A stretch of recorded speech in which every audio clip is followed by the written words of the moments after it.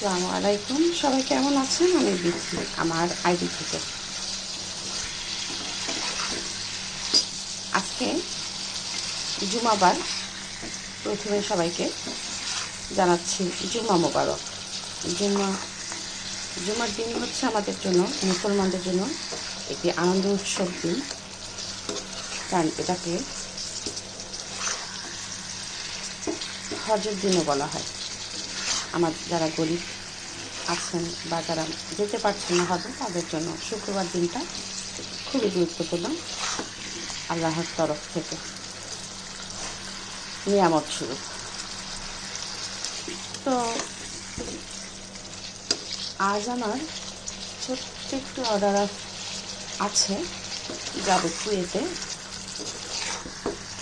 Homemade খাবার মানেই fresh খাবার। এই কথাটা বলার অর্থ হচ্ছে, একমাত্র হোমমেড খাবারই আপনার জন্য আধা কেজি গোশ রান্না করে দেয়া হবে, যেটা রেস্টুরেন্টে কখনোই কোনো দিনই আপনাকে দেয়া হবে না রান্না করে। তো অনেকেই বলে যে হোমমেড খাবারটা দাম অনেক বেশি, এত দাম কেন? রেস্টুরেন্ট ভাড়া দেয়, তারপরে হচ্ছে তাদের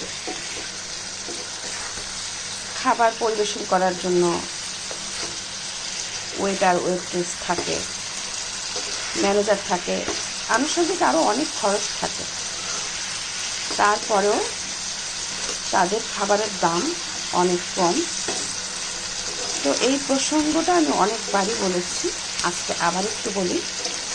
হোমমেড খাবারটা বাসায় তৈরি হয়, বাসার এনভায়রনমেন্টে তৈরি হয়, এবং আপনার যতটুকু প্রয়োজন ততটুকুই রান্না করা হয়, এবং কোনো কিছুই বাসি থাকে না।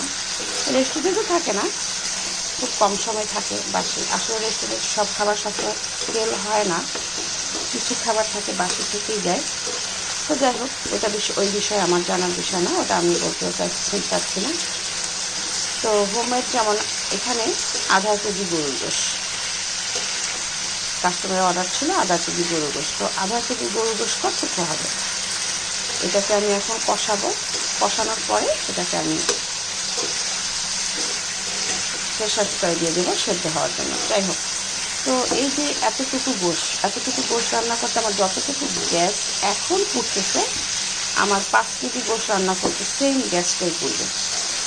বরং অল্প রান্না করলে গ্যাসটা একটু বেশি লাগে এবং সময়ও বেশি লাগে, কিন্তু বেশি রান্না করলে গ্যাসটা এত বেশি লাগে না। যাই হোক, সবাই ভালো থাকেন। অনেক বকবক করলাম, সবার জন্য শুভকামনা।